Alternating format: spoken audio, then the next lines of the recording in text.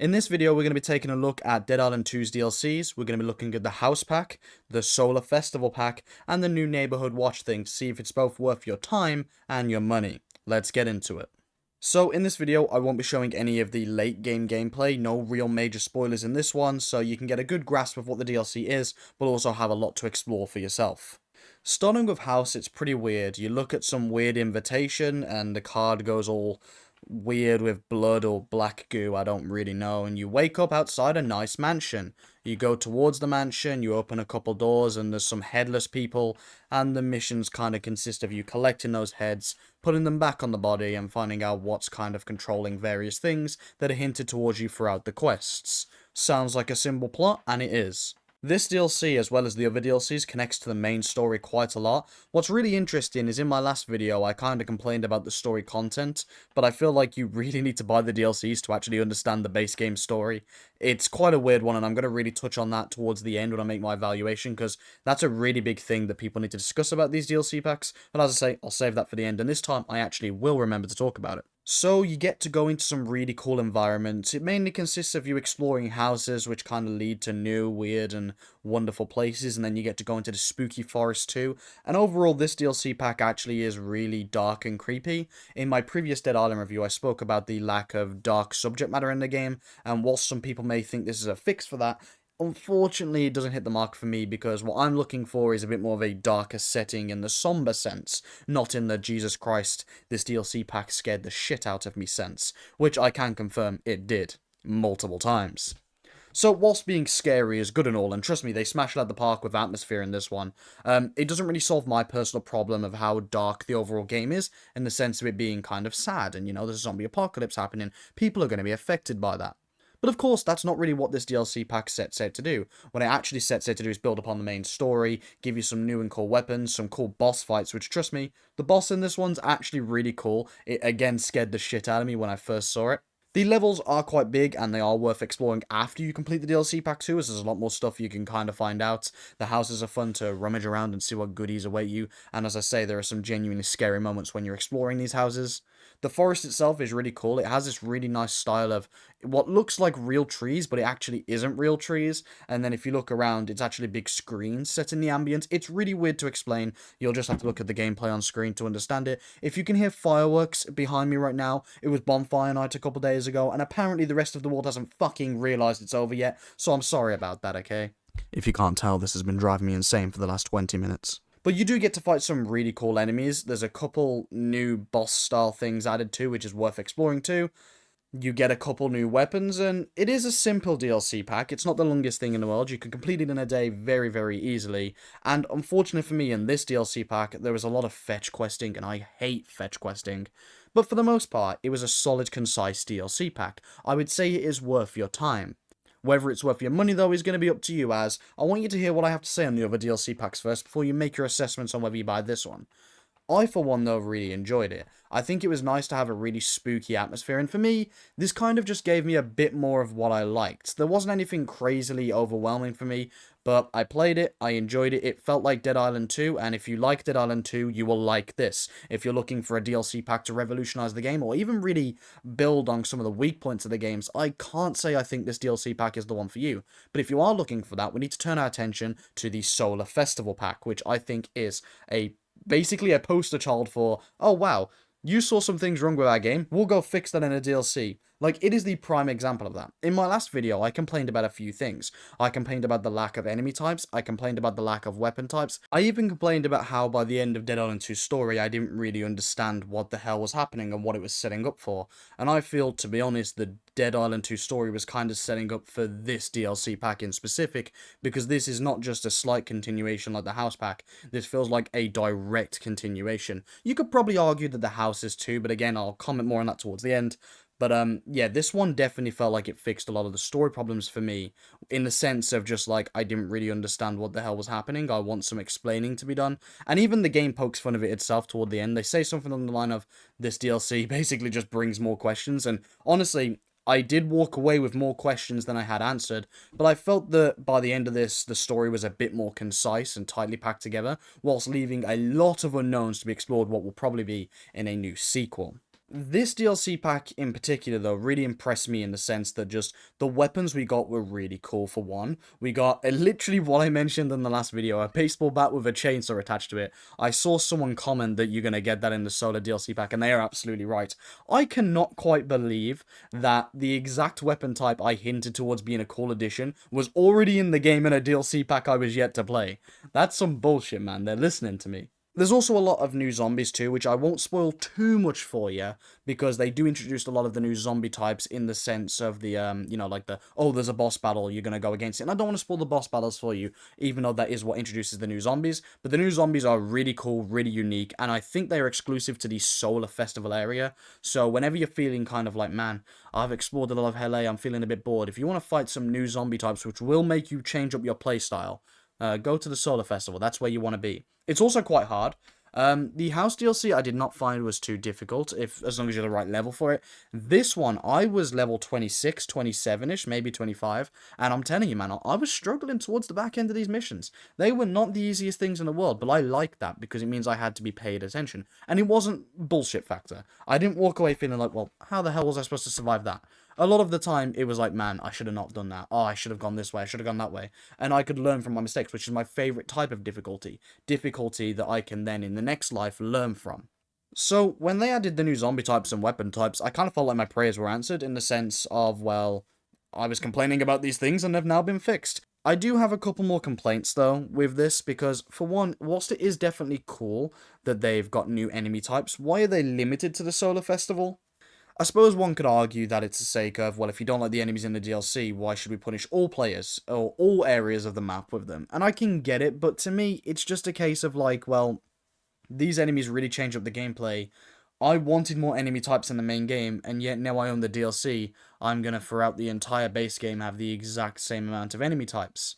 A little disappointing, but it was made up for with the really cool weapons, which you can in fact use outside of the area. Obviously, you get a couple really cool ones. I did kind of spoil the baseball bat chainsaw thing, but there's an even cooler one you get at the very end of the pack, which, whilst I'm a little disappointed in its power, it makes up so much for in its fucking hell that's cool factor. So, gotta give them some props there. So overall, the Solar Pack, the quest design in that one's really different to the first one, in a way.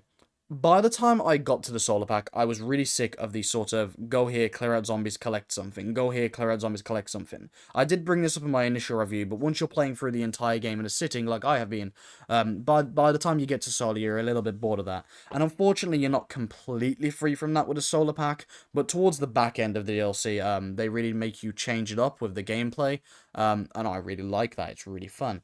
There's a lot of really cool setting changes. Again, I won't ruin too much for you, but the map generally changes based on the events in the missions, and it's really cool to look back on this and go, oh my god, I can't believe this is happening. So that was a really big cool factor for me.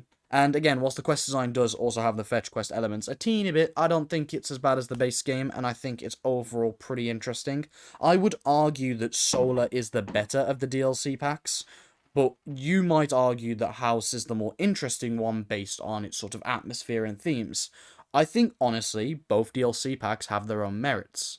I think if you're looking for a DLC pack to kind of change the game for you a little bit, I would push you more towards the Solar Festival pack, because that will give you a couple new really cool weapons that actually are different to the weapons in the base game. It will give you a couple new enemy types you can explore. The festival setting alone is quite different to the rest of the game too. It's a lot more open and intense, there's a lot more zombies coming at you, and it feels like the difficulty arc is a lot higher there than the base game. Whereas if you're looking for more of Dead Island 2 and you enjoy the spooky nature and the silly bullshit jump scares that game has behind every door, I'd push you more towards the House DLC, which is very in line with its comedy and its goofiness. And overall, it feels like the House DLC is a bit more of what you love, and Solar is a bit more experimentation. That's the impression I got from it personally. For example, Solar implements a lot more of these cutscenes where you can see your character in third person. I'm going to be real, this is clearly just so they can have a reason for the cosmetics in single player. But I do appreciate them at least giving us a reason for the cosmetics in single player. As someone who plays Dead Island 2 in single player primarily, it's really nice to see that, if I want to change the way my character looks, I'll actually be able to see that. Unfortunately, I do think it's a too little too late situation. I can basically see my main character for a couple cutscenes in the main game, and then a lot of cutscenes towards the last end of this DLC. So, whilst I appreciate the effort, I think that going forward to Dead Island 3, I want to see the cutscenes like that be used a little more, so I can see my character a little more. But, that's nitpicking. I'm not one for cosmetics anyway. I ain't buying no cosmetics for this game. So, to me, it's whatever. And that brings us to the Neighborhood Watch DLC, which is arguably the weirdest one of them all. I'm not sure if this is a paid DLC pack or it's a free update, I can't fully remember. But this one's different. You don't play as your own character, it's not connected to the main story in any notable way. It's pretty much its own separate co-op mode. Now, I know we've all heard this before with the Murder Circus thing, and it's kind of honestly like that. In Saints Row's Murder Circus, you basically enter an arena and you have to fight off enemies to level up in that game mode, and all the unlocks you have are tied direct to that game mode, and this game basically does the exact same things, but it's got some really unique features, and I can go a bit more in depth in this one because I can't really spoil much for you. So the way that this game modes work is you basically have, after 5 days, you've got to defend your base, which means you've got 5 days of preparation. Each day you can choose to do a mission in the campaign that it has. So you do a mission to get rewards. You can have easier missions for lesser rewards, or you can tackle the bigger missions earlier on and get better rewards, but of course if you die early on you can't defend your base. It's really interesting. It's the sort of balance of risk-reward which I really like. You then at that point are able to level up your character, get yourself a lot of XP, and the missions aren't too bad, although again it's really more of just like, it's what we know and what we expect from Dead Island. It's very standard missions, but they're fun. They're fun enough. They were fun in the base game. They're fun in this DLC pack. Or DLC mode, or after content mode. I don't know what it is, okay? I'm going to call it a DLC pack. So you basically get to just walk around doing these missions, and you basically can gear up and build up your base. And whilst the game heavily pushes you to do this in co-op, you can play it in single player. How good you're going to do in single player, I don't know. I failed really hard in single player. But that's me just saying that it's completely possible, I'm just shit at the game. You can absolutely win this in single player and you don't need a bunch of friends to play with, although I do think this mode would heavily benefit from you playing with friends personally. That's not saying don't give it a go by yourself, but I think if you want to sink any notable time into it, maybe get a squad of buddies and have a couple laughs along the way. That's the way I would feel after this. Although, I'm a little disappointed with this mode personally, because you get this really cool map setting that you can explore, and to my knowledge, you're not able to revisit this location in the base game. And it's just a bit like, well, why? You've got what is a perfectly usable, nice district that is tied to this mode. I would love to be exploring this as Jacob, leveling up my character in a new environment.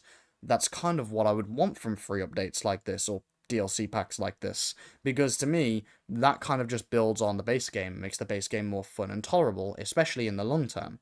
So why they chose not to let the player go here in their spare time in the single player, I have no idea. Not the smartest move from Dambuster there, if I'm honest, and if I could push for anything before this game's over, let the single player guys be able to explore this world too, even if that's down the line in another update. I also get the sense that this mode is going to get real old real quick. It really is just a case of do 5 little side quests, gear up, and then defend a house. If you don't have friends, I think you're going to give this mode 1 or 2 goes, that's what I did, and then put it to the side and feel like you've got most of what this mode has to offer. There are a lot of progression and upgrades though, there's new traps you can use to defend the place, and there's a lot of things at play here I think would work really well in a sequel. For example, they have a sort of trap system where you can defend bases, and it kind of makes me wish that Dead Island 2 had bases you could build and defend. And I know that this kind of sounds really far-fetched for a Dead Island game, but think of Fallout 4's settlement system, where you could, in theory, get a bunch of survivors together and, set up your own trading posts, set up your own base. It's, again, I'm not expecting them to do that, to be honest, because that's very RPG heavy, and whilst Dead Island is technically a role-playing game, it's not a heavy in-depth one, and I'm not really expecting them to do too much of it, personally. But, we can hope. That sounds really cool to me, and there's nothing I would love more than to be defending my base from zombie hordes as they come to get me, instead of just a random settlement I have basically got no attachment to. You could even incorporate the Neighborhood Watch mode into the actual game in the next one if you were to do the settlement thing, because you could basically have it so it works on every base and you just have to defend based on the loot you've acquired throughout the game. Again, I'm just throwing curveball ideas out there, but hey, wait for the Dead Island 3 wishlist video I'm working on. So, all in all, these 3 DLC packs, they're not bad by any stretch of the imagination. They're actually pretty solid, but which ones do I think you should get? Well, I've been alluding to a lot of things, so let me just talk about the story as I said I would earlier on, because I think it's really important. If you want my honest opinion, okay? If you're a big fan of Dead Island 2, and you liked what that game had going for it, but you felt the story was a bit all over the place, you're probably going to want both the DLC packs, both Sola and Haus. They do build on the main campaign very strictly, and they add a lot of much needed context. Don't get me wrong, you're still going to walk away going, what the fuck did I just play? But I do think it kind of answers a lot of questions and gives you a bit more of what you want. And this isn't me just being like, oh yeah, you gotta get this DLC because it's so cool. I would argue you could consider the DLCs mandatory for the base game with this one, because the story is confusing enough without them, but there's a lot of much needed context, as I say, in them. Maybe that's just me who feels that way, though. Perhaps you guys walked away from the DLCs feeling no sort of way about them and was like, well, I'm still just as confused when I started, but I think, it kind of fleshed out one of the characters shown towards the main game too, and, it just feels like they are direct sequels, and, if Dead Island 3 ever rolls around, I don't want you guys to not have a clue what the fuck's going on because you didn't play the DLC. I think it's lame that the story is this tied to the DLC in the first place, but that's a different conversation in general. But if you're simply just set on the I need to kill more zombies, I'm here for the gameplay approach, well then it's really, whatever you feel like. If you like the darker, more scary atmosphere with some fun missions and comedic moments like the base game has, I'd definitely push you more towards Haus. It's a solid DLC pack, you kill a lot of zombies, there's lots of cool enemy types throughout it, it's quite confusing and weird at times, it's kind of trippy. And honestly, it's a solid pack with some more darker themes, but if you're more a fan of just, killing zombies in a nice lighter setting with a more chill atmosphere, but also with some real difficulty, I'd then push you more towards the Sola pack. So, both are good, basically, is what I'm saying. They're both solid packs and they both serve a purpose. Me personally, I'm glad I played them both, because I think they're both good DLCs. All I will say is just remember, I think Solar comes with the much cooler weapons and the much cooler zombie types. So if you're looking for something to spruce up the base game, I would personally push you more towards Solar than Haus. But the most important thing is, if you're looking for a DLC that's going to transform the entire game for you, don't get any of them. I know that sounds silly, but they're really not that different than the base game. They add some much needed context, in my opinion, and there's some cool weapons and cool elements at play there for sure, but I think you could pretty much do without both the DLCs and still enjoy Dead Island 2 completely fine. So, unless you're a Dead Island fan, don't go for them in general. They are relatively cheap with the Season Pass from what I saw on Steam. I think it was $12.99 in my currency, which is probably about $14.99 in the US dollar. So, you could do a lot worse, in my opinion. There's a lot of Season Passes out there that cost a lot more and offer a lot less. So I really do think it just comes down to what you want out of some DLC packs, what's in it for you, and that's basically where you should be feeling you leave off with this one. What do I want, and which DLC pack is going to offer the most to me? I'm personally just happy that the DLC packs resolved a lot of my personal issues. I was really frustrated with the lack of cool weapon types in the base game, and both DLC packs gave us a couple cool weapons each. I was complaining about the zombie types, and yet we got more zombie types in the DLC packs, specifically the solo one there. I complained about the story being okay, but kind of confusing, and the DLCs try to add some context to it. And honestly, I came away from both DLC packs just feeling like, man, they are really going to try and make this shit make sense in Dead Island 3. And honestly, that's where I leave off feeling with Dead Island 2. It feels like this is the game they wanted to make 100%. They know what they're doing and they've got some big plans for it. But because we're just so early on in what Dan Buster wants to do for Dead Island, it's going to take a while before we can fully figure out what their plans are and where they end up taking the series. Overall, though, I've got to say that I think that these DLC packs are really solid. As for the Neighborhood Watch pack, it's fun with friends, it's a little repetitive, and I'd say it's probably the weakest of all three. I can't remember whether it was paid or free, but if it's free, give it a go. It's not bad, don't get me wrong. I just came away feeling like not much had really changed for the game for me, and it was just more of the same, which isn't a bad thing. So, that's all I've got for this one. Let me know what you think of these DLC packs, which one's your favourite. I think they're all pretty good in their own different ways, and I think they're worth your time. I'm going to keep making Dead Island content going forward. I'm back on a Dead Island kick right now, and I want to make sure I'm keeping up to date with all the Dead Island news. So, yep, if you like Dead Island, make sure you stick around, and I'll see you in the next one, guys. Take care. These fireworks are killing me.